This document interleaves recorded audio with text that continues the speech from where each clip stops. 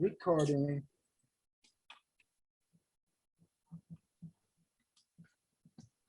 Okay, we're doing Mazel for the first time in a long time.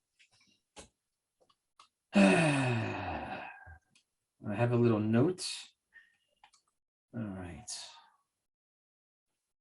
I don't remember the Inyan. Hasagad ha'adam is chuchmas Hashem. He mitzia chuchmas ha'adam hu masha chusha b'shkul legia lasi chuchma. All right. So basically, when you come across chokhmah, wisdom, it's the word is mitzia. Like if you find $5 in the middle of the road, you would say, "Oh, it's a mitzia, something worth finding."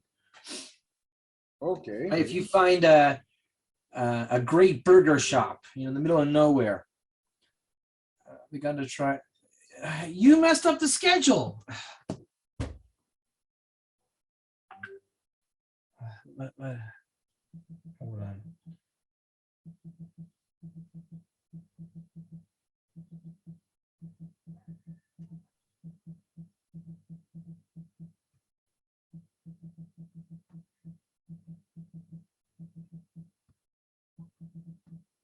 Okay, let's go.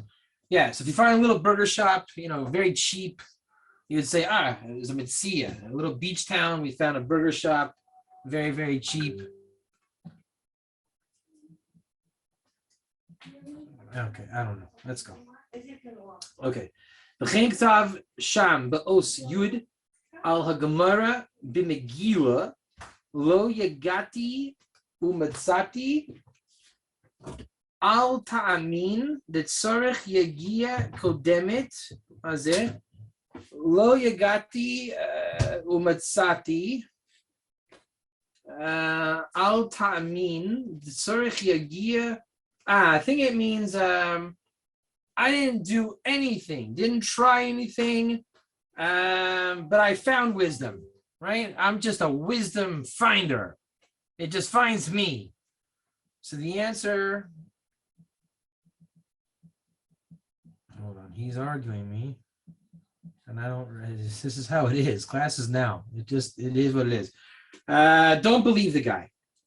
Because you have to toil before you get wisdom. Now, we know that a lot of people, everyone really, is born with a certain amount of wisdom. And we said in the last class of this, that you'll get the wisdom that you already have.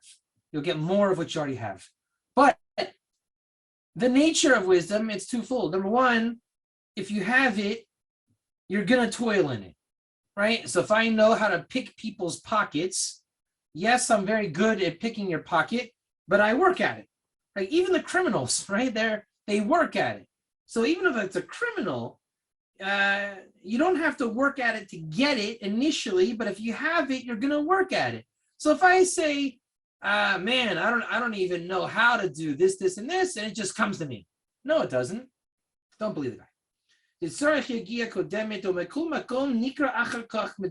Afterwards that you've worked on it, then you can say you found it. When you a mitzia, by definition, nobody goes out of their house saying, "Oh, look, I knew I would find a $5 bill." No, you didn't. It happens when you don't know, right? So I guess we're going to say in the Mazel sugya that, remember, there's three parts of Mazel: Banim, Mazon, and Chaim, and therefore you cannot have any insight to when these things are going to come. So by definition, all aspects of Mazel just happen. Now you worked at it, you toiled at it, you were given the seeds of it, but when the moment of truth comes, then you're going to lose your mind. You don't say, huh? Can you please explain briefly the three aspects of Mazel? I don't quite remember that. The cornerstone of Mazel: your offspring loosely, your life loosely, and your sustenance loosely. But these are much more nuanced than that. Basically, everything in the real world, let's call it real world spirituality, very real things, very grounded things. You have wisdom for them, you toil in them. But when the time comes, it surprises you. So all the things that matter in your life, I know that, in my life, in the real world too, I toil, I try, but when it finally comes, it was not planned every time, right? So this is hold on one second.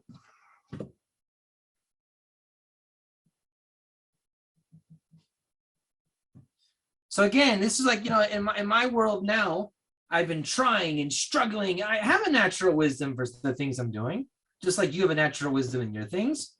And, I tell everybody, hold on, this is important. This is Victor. אפשר, אני טס ביום שישי, חוזר בעוד שבועיים, תיתם, voila! We got it. Hold on, I gotta tell Yale this. Hold on. Yale? We got Victor. Yep. We got CrossFit video, got him. Come here.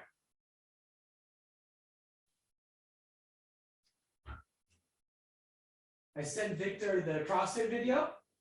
He says we'll do a demo day. We got him. Guys, we got Victor. I've been waiting for this forever. Hold on. This is funny. Hold on. This is very funny.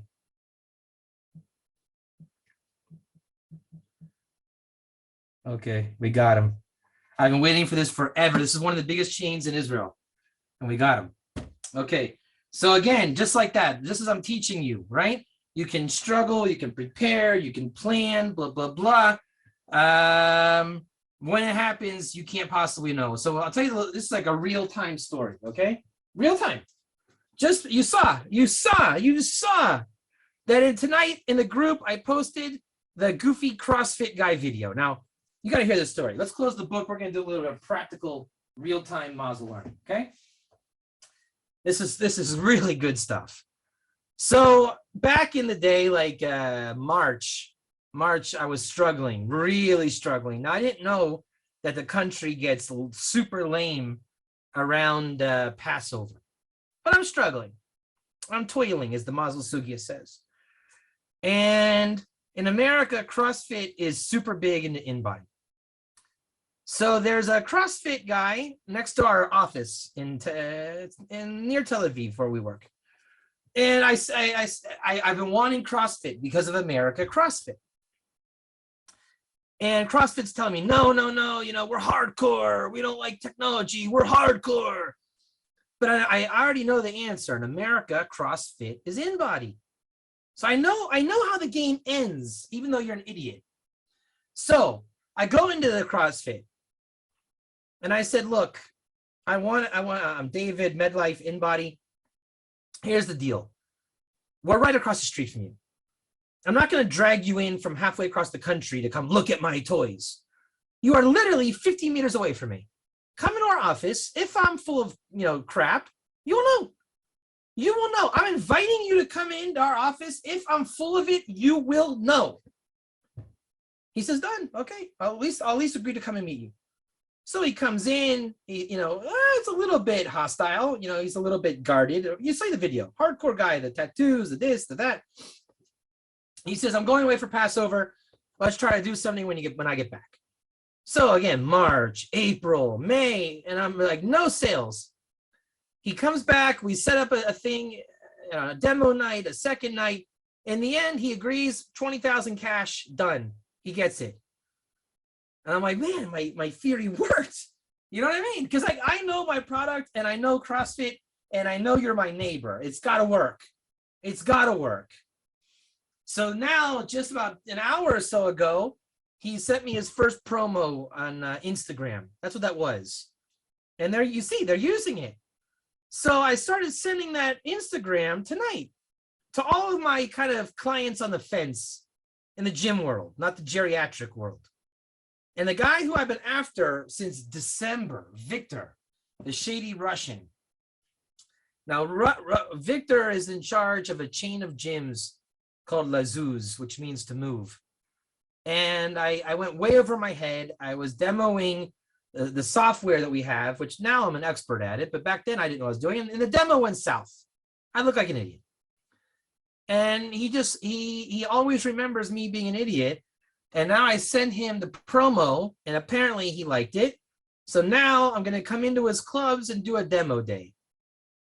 And I know they already know the answer. When Victor sees I walk out with 1,000 shekels cash from his club, he's going to buy the machine.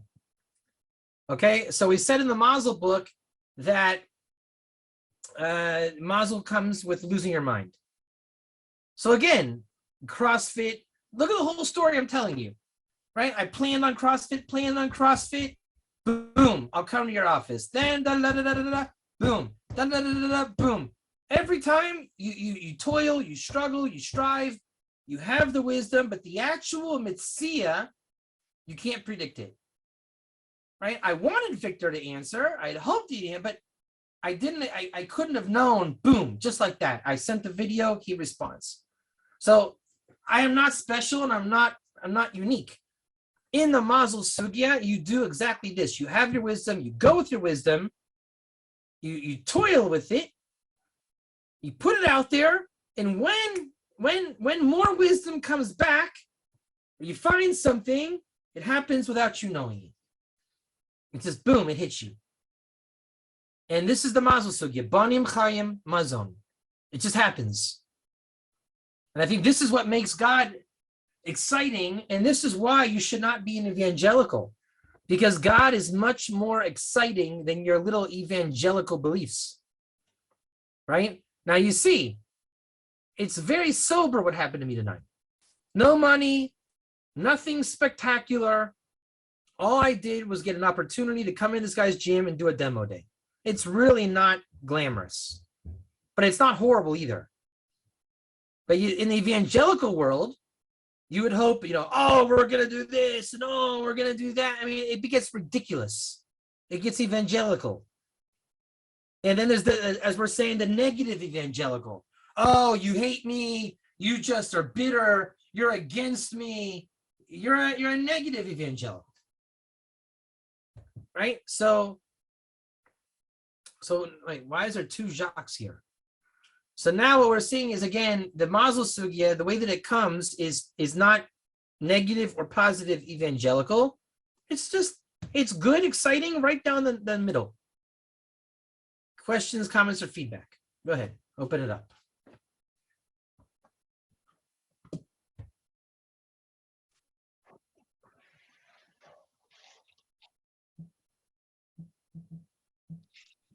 No?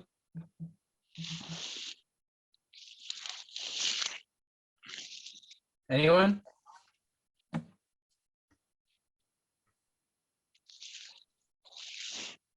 Hello.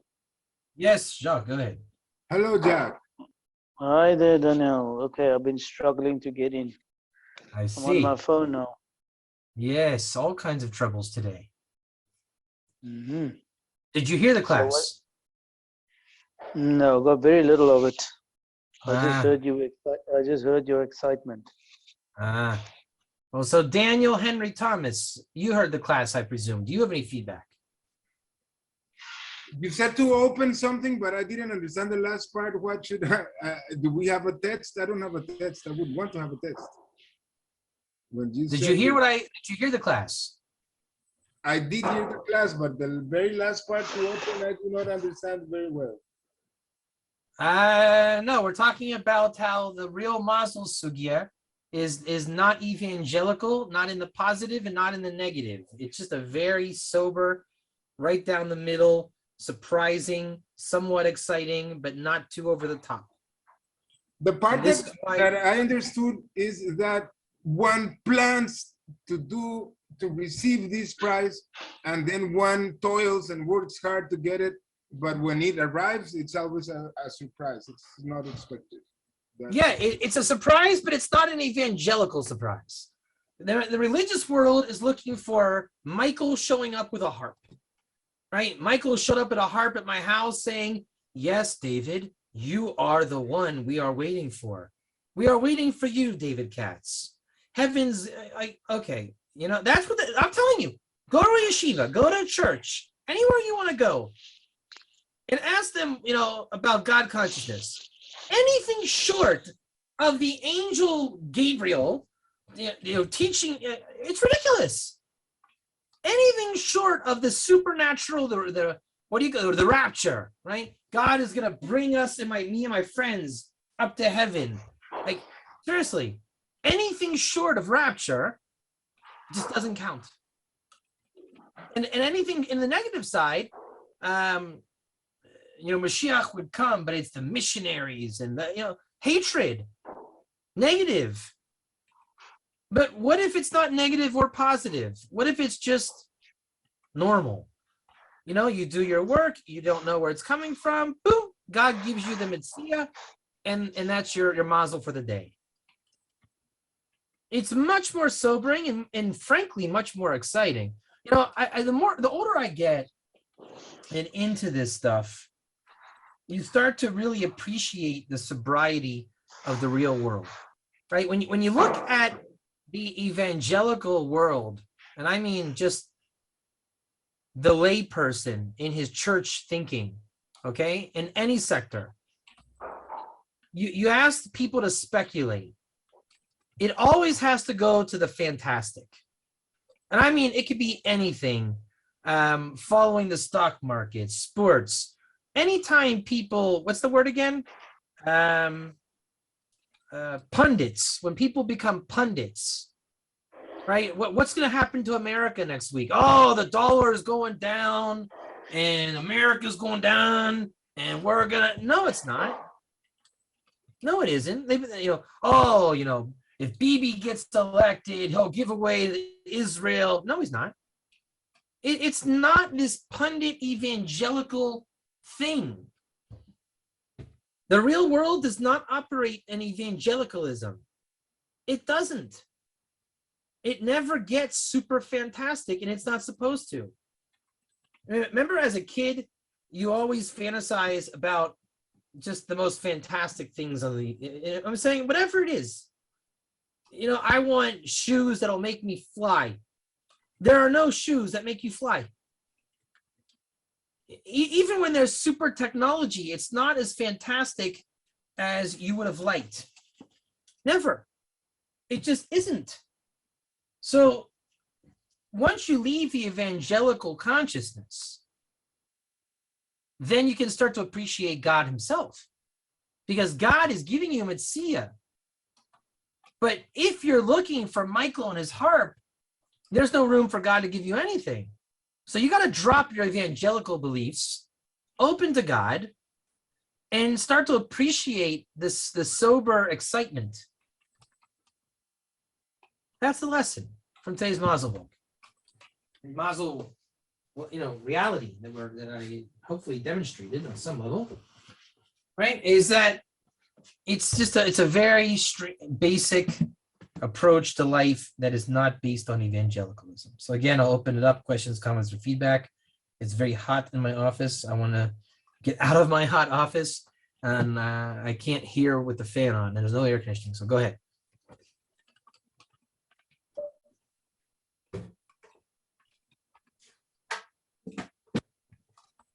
Anyone?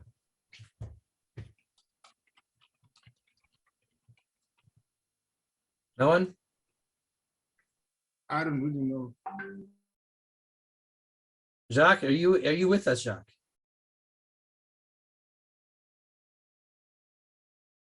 Yeah, I'm with you. I get what you say. Yeah. It's just plain simple life. It's not like highfalutin, God spoke to me in a dream type of thing. It's just plain and simple life. It is, and there is a tremendous excitement in real life, but you need to appreciate and understand what the excitement is. Otherwise, you will miss it. You're too busy looking for a harp. I spent 20 years looking for a harp, so to speak. And God will let you find a certain amount of harps, and then you realize they were fake harps. You know what I'm saying? They weren't even real harps. You were happy to have found a fake harp. Mm-hmm. Yeah, it's just living with God in this world. It is. It's on the soil, it's physical, it's, everything is just, Because think about it.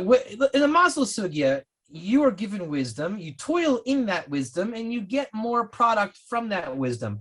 The real question, okay, and this is the game, this is the knockout. I'm telling you word for word, basically, what the Maslow book says, correct? Yeah. Now, the wisdom God gives you, is it evangelical wisdom? No.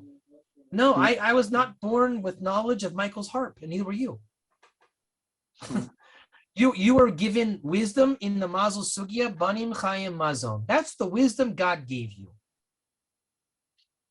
So the more you cultivate that and get excited over that and work in that, and God gives you, God himself is giving you about that. How is anything higher than that? God, you are not created, waiting in the image of waiting for Michael and his harp. And if I'll prove it to you. Okay, you want to argue and say that you are evangelical for whatever reason. Okay, Jacques, you're evangelical. Can you please show me Michael's harp? Oh, you can't understand. It's in Atzilut and 4D. Okay, can you explain it to me? You can't understand what I'm saying. You're right, because you're making it up and you're just imagining. It doesn't work that way. Well, this world is about words with meaning. And exactly. When you go there, there's no meaning. I mean, nobody can explain that. They say, "Oh, you are just too, spiritually low, too low spiritually to hop."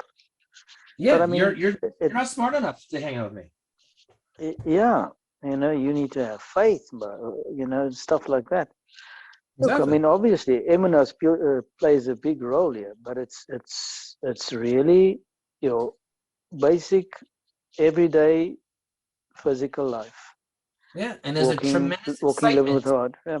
Yeah, and there is excitement in that, and there is divinity in that.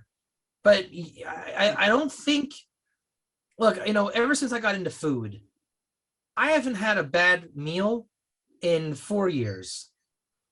Because once you understand the 3 kinds of food, protein, carbohydrates, and fat, it is impossible for me not to enjoy food ever again. But no one would be impressed with my food. I mean, the things that I ate for dinner tonight, I would have been insulted 5 years ago. Why would I want to eat that? Why do I even want that? Because it doesn't fit my food evangelicalism. I want a pizza. I want a steak. I want all these things. And I don't even know why. I don't even know there is an Indian of why. But now I worked all day. I worked out. I'm well aware of my protein requirements. My mother-in-law offered me some fish bowls. They call them ksitzot. I ate them. They were very good. I don't think anybody would be jealous of my fish. But for me, at the end of a workout and a long day, more protein fits the bill. I had a salad my wife brought me. Very good. It was filling, low calorie. And I had a little bit of leftover chicken the girls didn't eat. So what about garlic? Rabbi, do you recommend garlic for your fish? I put some garlic on my salad, and my mother-in-law had garlic in the fish. So the point is that no one on earth would be impressed with my food. No one. But honestly, it was like the Mazel Sugya. My mother-in-law surprised me. There's that word with the fish. I wasn't counting on it. I wasn't counting on the girls not finishing the food. More protein. Because I mean, I need a lot of protein because I work out pretty heavy in my gym day. And I'm saying it was exciting. It was fulfilling. It was everything. But if I'm waiting for the chocolate cake and the pizza, I would be very disappointed in my food today. Very disappointed. In fact, I didn't even have Coke. I just had water. How depressing is that? But again, water, I look forward to my water every day because it is what it is. You see what I'm saying? You go around life looking for all this evangelicalism, whatever it is. Like I did research on my car. I wasn't sure I got the right car. because when my wife recommended the car, and I got the car before I was really working my job. And I didn't even know how much I'd be driving on my job. In the end, I have the perfect car. It gets the best gas mileage. It's got the best space inside. I put the back seat down all the time for my demoing stuff. It is the perfect car for me. But if I don't know that Indian, I have no appreciation. I'm upset. If you're, why am I not driving my Mercedes yet? You see what I'm saying? And even if you want to get me a Mercedes, Daniel Henry Thomas, what makes you think that would be the car for my work? I drive a ton of kilometers every day. So if the BMW or Mercedes is not giving me the gas mileage, it doesn't have the storage for my machines, what good is the Mercedes that you're buying me? It's not practical. It's not at all. And it is so, but that's the evangelical answer.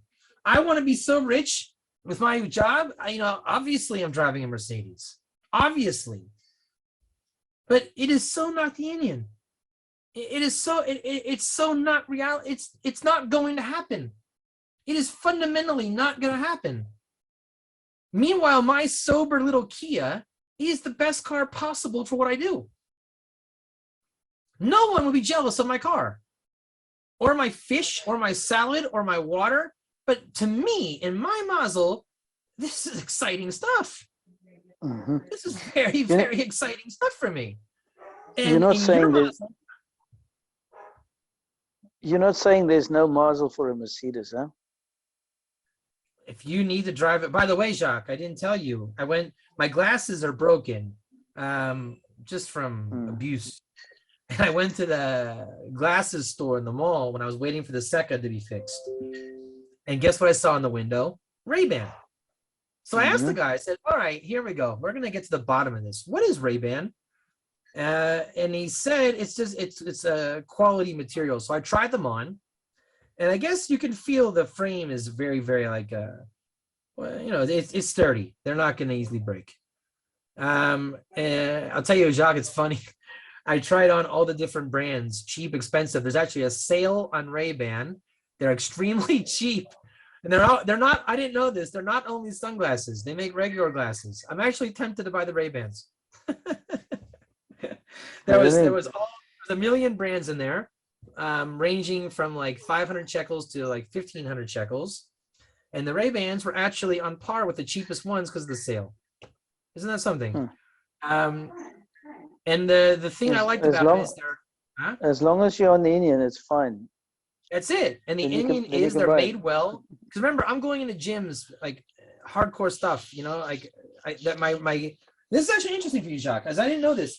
My glasses are broke because I put them through abuse. They actually broke when I was training in Holmes Place, right? Because I can't see the weight room without my glasses.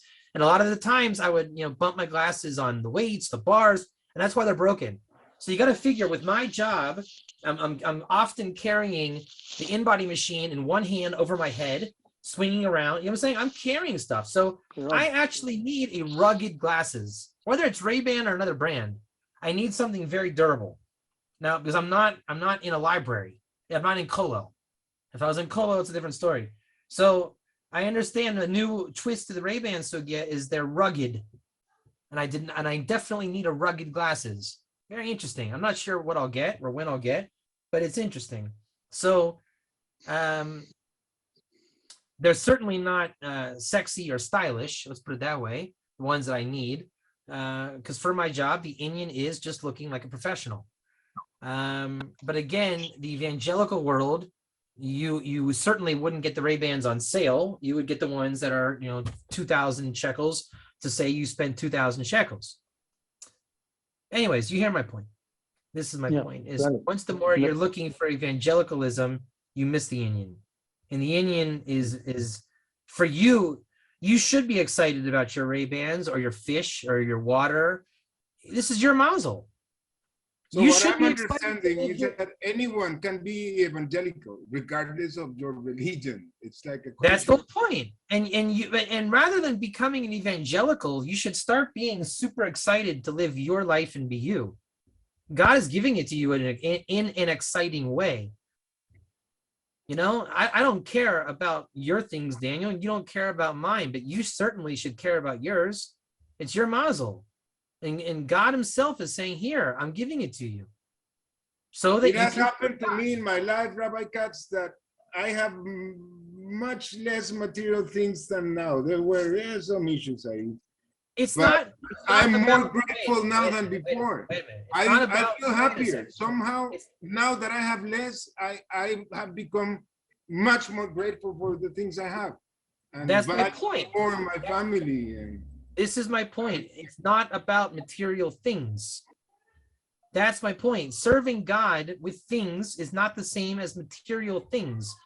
The point of a material thing is your evangelicalism. And this is the Mazel Sugya par excellence, is God gives you the things that you need to serve God. So unfortunately, we have eye problems and I can't see. So we invent glasses. Wearing glasses in a job like mine, you can easily break your glasses. My glasses are therefore broken, right? When I used to wear glasses in yeshiva, there was probably no fear of breaking my glasses. But between working as a trainer, mover, and now my in-body work, I need a rugged pair of glasses. It's very clear to me now. Now, do I need 10 pairs of glasses? No. Do I need one pair of rugged glasses? Yes. Now, the material things are you just get more. Mazel, you get less, but you get the exact thing that you need to serve God in this world. You get the actual thing you need to serve God. And it should be nice for you. It should be a proud moment for you. But you'll never identify it or appreciate it if you're waiting for your evangelical moment. Because the evangelical takes it to the extreme. We as people are not extreme like that. I'm not akin to Michael and his harp. I'm a human, and I serve God as a human. So you need to identify as a human. And that's where the Mazel Sugya is giving you what you need to serve God. Once you identify that I'm a supernatural human, and I need superhuman natural thing or unnatural things, it's not going to work. Because you're always going to take it to something that's evangelical and extreme. And you'll claim it's to serve God, but it's not. It's not. I fundamentally, I know my job well enough that I do not need a Mercedes to serve God. That I know. Now, just like we said with the Ray-Ban Sugya, right? If it turns out that hospitals are located off-road, would it make sense to buy a quality, and Jacques, I'm asking you, a quality, really quality off-road vehicle? Yes or no? Yes, totally. It makes sense, yes. Yep. Yeah. I have to go through forests in mud to get to hospitals. Yeah, I need a quality off-road vehicle. People that live on a kibbutz, they have quality off-road vehicles. There is absolutely no reason right now that I need an off-road vehicle. But I am finding out all the time I do need new things because I'm discovering my job. I didn't realize the reason why my glasses are broken is because I have a rugged profession. I broke my glasses being a trainer in a gym, and I'm carrying my demo days. I'm constantly smacking my glasses on you gotta remember, my in-body machine folds down into a bag and it weighs 15 kilos. So I'm constantly walking with, one hand over my head with a huge in-body bag and something and a bunch of other equipment in my left arm, walking through, sliding glass doors, spinning doors, 500 meters at a time. It's rugged. It is rugged. Now, I don't need hiking boots, but I actually do have a pair of high quality walking/running shoes for my work. I don't think wearing patent leather, blah, blah, blah dress shoes would be the best choice for what I do. But if I was working in an investment bank, then I would probably get a suit and a nice pair of shoes made from leather, or whatever bankers wear. I don't think you'd wear jogging pants. You understand my point? right? And Jacques, I'm sure you have understood that your job requirements are more elaborate than you thought when you first started. And some things that you thought you needed more of, you actually don't. Now, when I first got InBody, I bought a very expensive printer. Dumb. I did not understand the printer sugya. I bought the one that has the copy machine, the fax machine. I thought I was going to have like an office with people coming in, blah, blah, blah. Even if I would have, it's still the wrong printer. Now I got a laser printer for my demo day, a fraction of the price, and 5,000 times the Indian. A quick, small, portable, smooth laser printer that is cheaper than any printer that you people will buy because you think you need the color and the fax and the copy. For me, I just need a very one-dimensional printer. No one would want my printer. It is not evangelical. It is not sexy at all. For me, it is super sexy. I'm in the gym doing scans up to I can do 100 scans a day. I close my eyes, so to speak, forget about the customer, whoosh, the printer comes out. Context. I absolutely adore this printer for the work that I do. But is it sexy in an evangelical sense? Absolutely not. If you want to judge it evangelically, you would say, what a stupid printer. It's not even color. It's black and white. It's small. It doesn't do anything. See my point? But I had to learn that to do a proper demo, you do need a laser printer. Something that I didn't know. And you don't need the super printer that does all the things that you don't need. Anyways, I think we hear the point. The seller would want you to buy one. Sometimes you have to be, the seller of the printer would want you to buy one that has features. You don't but that's what I'm saying. No one would even try to sell you my printer. It's so boring and so not for most people. But in the InBody world, it's absolutely perfect. It's a printer that goes with your fish. Yeah, exactly. And so sometimes you'll get the mark wrong. You underscored it or underestimated it. And sometimes you overestimate it. I certainly don't need a super tablet for my work. I need a tablet and I have a tablet. But right now, as I understand my job, I don't do much work on my tablet. I just show catalogs basically. So my tablet's fine. But if it comes out that let's suppose I have to do some kind of like Excel demonstration for people, blah, blah, I would probably need to upgrade to a better tablet. Right now, that's not in my job description.